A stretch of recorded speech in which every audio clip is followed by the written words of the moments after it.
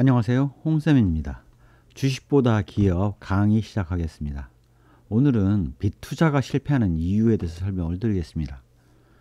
과거 우리나라의 주식시장에 영향을 미쳤던 위기들을 살펴보면 98년에 외환위기가 가장 대표적으로 있었고 2002년 사스, 2003년 카드 위기, 2007년 미국의 서브프라임 모기지에 의한 위기가 확산되면서 2008년 글로벌 금융위기가 왔었습니다. 즉 리만 브라더스 파산을 통해서 외국인들이 우리나라의 주식을 투매를 하고 자금 확보를 하면서 우리나라 주식시장이 급락을 하는 그런 위기가 발생을 했었습니다. 2015년 주식시장의 영향은 상대적으로 적었지만 조선 해운 사태가 있었고 메르스로 인해서 엄청난 위기의식을 가졌던 기억을 하실 겁니다. 특히 가장 최근에 2019년 코로나19가 발생을 하면서 주식시장이 급락한 이후에 급등하는 모습을 보여왔던 기억을 하시고 계십니다. 자, 이런 위기가 평균적으로 4년에서 5년 정도에 한 번 정도씩 발생을 하는데 그 시기는 불규칙적입니다. 98년 외환위기에서 2002년 사스까지가 한 4년 정도가 걸렸다면 사스에서 카드 위기는 채 1년이 되지 않아서 발생을 하기도 하고 카드 위기에서 글로벌 금융위기까지는 약 5년의 시간이 걸리는 등 시기는 예측 불가능하고 명확하게 떨어지지가 않습니다. 그래서 어느 누구도 알 수가 없는 거죠. 2022년 우크라이나 전쟁을 예상한 분이 단 한 분도 없었지 않습니까? 그런 예측 불가능한 위기가 발생을 한다라는 것들을 말씀드릴 수가 있겠습니다. 자, 이때 각 투자 패턴에 따라서 어떤 영향을 받았는지를 말씀을 드리겠습니다. 일단 시장 전반에는 주가가 단기간에 급락을 한 이후에 V자형으로 급등을 했었습니다. 또한 급등 이후에는 전고점을 돌파해서 추가 상승이 이루어지는 모습을 많이 나타냈었습니다.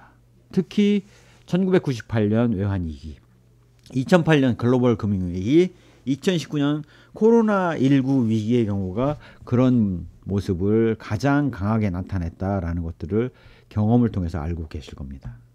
자, 주식 투자를 100% 한 경우 위기 발생 시에 본인의 보유 주식 가격도 급락을 합니다. 보유 현금에 여유가 없죠. 그래서 값이 싼 주식들이 널려 있음에도 불구하고 주식을 추가로 투자할 수 있는 여력은 없는 상태입니다. 결국 추가적인 현금 투입을 못함으로 인해서 추가 이익을 얻을 수는 없는 상황이 되는 거죠. 자, 신용융자를 통해서 빚투자를 하신 분들 급락이 이루어지는데 그 급락의 폭이 굉장히 컸죠. 대부분의 신용융자를 쓰셨던 분들은 마진콜이 발생을 하면서 최악의 손실을 발생하는 경우가 많았습니다. 주식시장이 급락을 해서 본인 자체도 어려운데 돈을 빌릴 수가 없다 보니 마진콜에 대응할 수가 없었죠. 그래서 깡통 계좌 나신 분들이 굉장히 많았습니다. 자, 현금을 30% 정도를 보유하고 있던 분들의 행태를 보면 이렇습니다. 주가가 급락을 해서 지금 떨어지고 있구나 해서 반등을 딱 하는 시점에 보유 현금, 예금을 다 해약을 해서 그걸 가지고 들어가서 우량 주식을 엄청나게 사들였습니다. 그 사들인 주식을 가지고 들고 있다가 전고점을 돌파하고 상승세가 꺾이는 시점에 약 30%의 비중의 현금을 고수익으로 획득한 이후에 현금화하게 되면 본인이 보유한 자산이 급증함과 동시에 현금 보유량도 늘고 보유 주식수도 느는 이런 현상들을 겪었음을 알 수가 있습니다. 즉 현금 30%는 노는 돈이 아니었던 거죠. 자, 그래서 제가 말씀드리고 싶은 얘기는 현금 보유도 중요한 투자이다 라는 것들을 말씀을 드립니다. 워런 버핏이 이런 전략들을 많이 썼어요. 워런 버핏의 그 매년 발표하는 그 사업 보고서를 보면 주식 투자를 약 70% 정도를 합니다. 어느 때는 뭐 65%인 경우도 있고요. 반면 보유 현금, 예금, 채권과 같은 부분에 약 30% 내지 35% 정도를 가지고 있죠. 그러다가 주식시장에 급락하는 위기가 발생을 하면 보유 현금, 예금과 채권을 팔아서 주식에 적극 투자를 합니다. 그래서 저점에서 보유 주식 투자를 한 다음에 이 전고점을 돌파를 하고 그 수익을 획득을 하게 되면 이 보유 현금 예금 30% 정도를 다시 현금화하는 전략을 통해서 그동안 주식 보유에 따라서 발생한 낮은 수익률, 상대적으로 낮은 수준 수익률입니다. 낮은 수익을 극복하고 고수익의 수익을 내는 전략을 구사한 분이 바로 워런 버핏이라고 말씀드릴 수가 있습니다.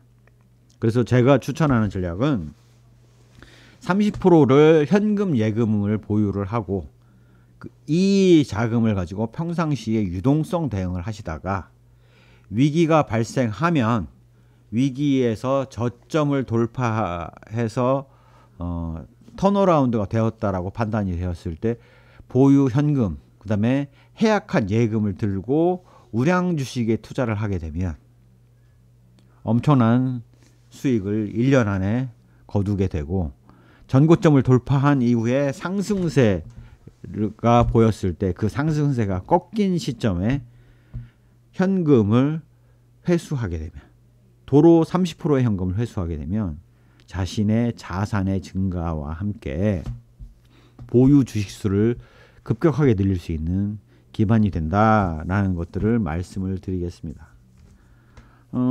제가 책을 읽어보니까 주식농부 박영옥 대표님께서는 평상시에는 100% 주식 투자를 하시다가 이런 코로나 19와 같은 급락하는 장이 왔을 때 레버리지를 일으켜서 주식 투자를 더 하신다라는 얘기를 들은 적이 있습니다.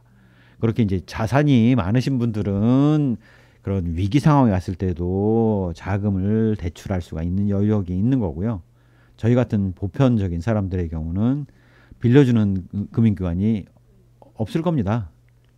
2008년 글로벌 금융위기 때 그 체슬리 투자자문의 박세익 대표님께서 돈을 빌려갖고 주식 투자를 하겠다라고 가봤더니 돈을 안 빌려줬다라는 얘기는 익히 유명하게 알고 계신 얘기들이죠. 예, 그렇게 생각해 보시면 저희 같은 이제 보통 사람들의 경우는 수익을 일부 희생을 하고 보유 현금 30% 정도를 유지하는 것이 바람직하다라고 말씀드릴 수가 있겠습니다. 제 강의가 마음에 드셨다면 구독, 좋아요, 알림 설정 부탁드리겠습니다. 감사합니다.